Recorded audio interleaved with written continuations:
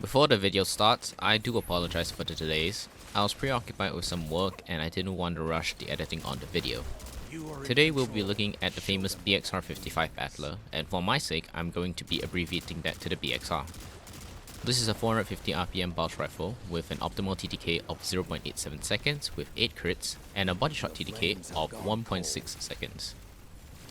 For this weapon, I'm keeping arrowhead break, factorized rounds, as well as the stability intrinsic frame. This way, I will have a hipfire damage fall off at 21.6 meters and an ADS damage fall off at 47.2 meters, all while having 100 recoil direction. I'm using the full auto mod as the weapon already has a high aim assist stat at 90, however that will be changed when full auto becomes a customizable option. With all that said, here are the timestamps for each of the roles in the video. The role I have had the most success with is heating up an Eye of the Storm, which may come as a surprise to many, but before I mention anything else, I'll mention Hot Swap, which gives you increased handling after taking damage. This has perfect synergy with the perk Eye of the Storm, and I'll briefly explain what both perks I've mentioned will do. For heating up, at 1 stack we have negative 15% accuracy cone growth, plus 15 stability, and negative 20 recoil direction. And at 2 stacks we have negative 30% accuracy cone growth, plus 30 stability, and minus 40 recoil direction. Eye of the Storm on the other hand gives you up to 30 handling, negative 40% accuracy cone size, and negative 17% accuracy cone growth. The maximum benefit here being at critical health or when your shields break. I'm not going to pretend to understand the differences between accuracy cone growth and accuracy cone size. However, what this does tell me is that you can be confident in your engagements, knowing you are more likely to land your successive shots. Also, because of the full auto mod and arrowhead break giving you 100 recoil direction, your shots are going to be more or less completely vertical, so you don't have to work on recoil control like at all. With that lengthy explanation made, you also run the added benefit of max handling at low health with Eye of the Storm and max stability at 2 stacks of healing up, making this weapon capable of many clutch or 1v3 moments provided they all don't rush you with a shotgun. Perpetual motion is good mainly because it allows you to gain stability by moving, which many players in PvP have to do to avoid being picked off easily. It gives 5 for each of the stats, that being stability, handling, and reload on 1 stack after 2 seconds, and 15 for each of the stats at the 2nd stack after 10 seconds. The added handling isn't so necessary since it already has close to max handling, and Eye of the Storm will give you max handling the second you reach critical health. The added reload is an excellent benefit though, since this role sits at a 63 reload speed by default. Especially if you pair this with something like kill clip for the 33% increase in damage whenever you kill, the added reload would definitely be an excellent pairing for the two, and I will get into details of that pairing later. Now the only thing I feel people really enjoy about Killing Wind is the added range and handling, but it also increases mobility, which, if you lack, is beneficial to get higher jumps and a faster walk speed.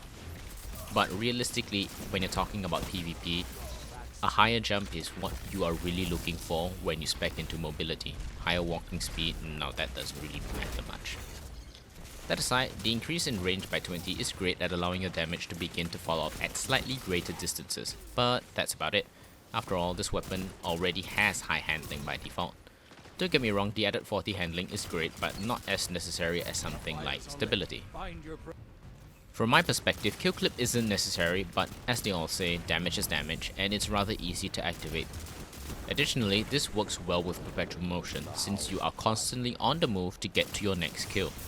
It also has great synergy with Killing Wind and Heating Up, although it will eat into the perk's duration for both of them since kill clip is triggered after reload. With kill clip damage, you are looking at 36 damage per crit, making this weapon able to 2 burst with a roughly 0.5 TTK.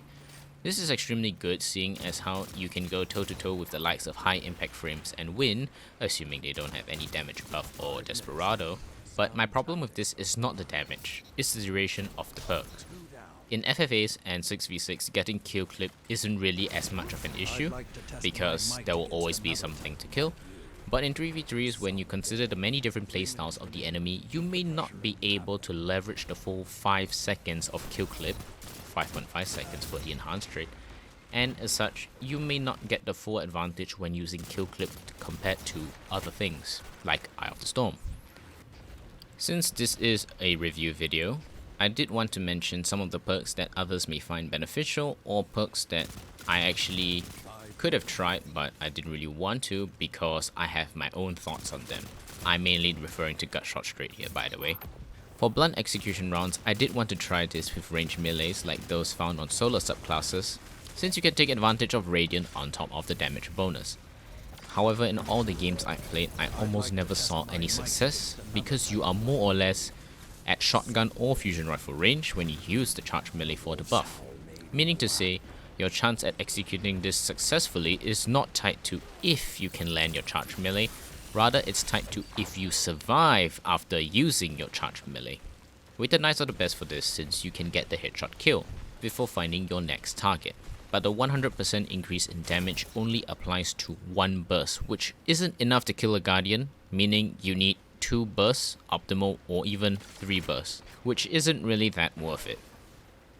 I've mentioned my thoughts on how terrible Gutshot Straight is, and it frankly can't compare to the other perks listed here.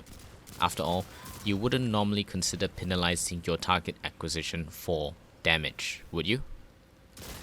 Now, as far as Elemental Capacitor is concerned, the weapon as it currently stands has pretty high base stats overall, and would not really benefit the additional stats provided by Elemental Capacitor. Additionally, for the recoil control provided by Stasis, it isn't necessary because I'm already rocking 100 recoil direction as a result of Arrowhead Break. For PvE, this weapon has an interesting perk combination for the Solar subclass, that being Demolitionist and Incandescent, which is an amazing role with constant grenade energy and add clear to boot. But I do want to point your attention to Pugilis and Incandescent, which can basically do a similar effect but with range melees instead. This is arguably more fun, especially on Solar Titan, since your hammer never actually goes away until you let its timer expire. As for the verdict, hitting up Eye of the Storm and Perpetual Motion Kill Clip are tied based on the type of game mode you play. Personally, I feel that the former is better, since it is more forgiving in terms of perk duration, while not really compromising on TTK, while the latter is more forgiving on TTK, but less so on perk duration.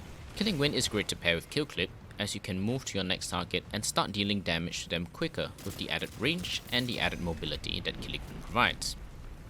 Lastly, heating up can pair with Kill Clip, however having a greater reload speed will definitely benefit the weapon more. So you may want to invest in loader mods or the reload intrinsic if you do not want Perpetual Motion. In my opinion, this weapon sits at a PvP 4.5 out of 5 and a PvE 3 out of 5.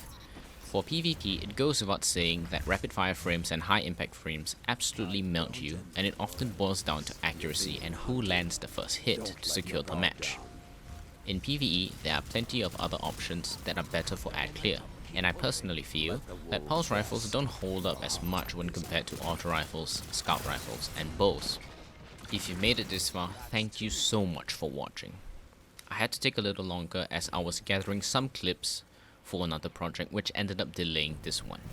I'm still not quite ready to show you that one yet, so do give me some time. I plan on sticking to this style when I review weapons moving forward, as I can go into detail and review specific perks rather than just surface level discussions on perk combinations like I have done in the past. While it does overhaul the whole verdict section in terms of ranking, I feel that that wasn't necessary since I spent more time arguing with myself on the rankings based on one perk. Let me know what else you guys would like to see, and if you have any questions to ask, let me know in the comments below. Thank you so much for watching, and I'll see you in the next video.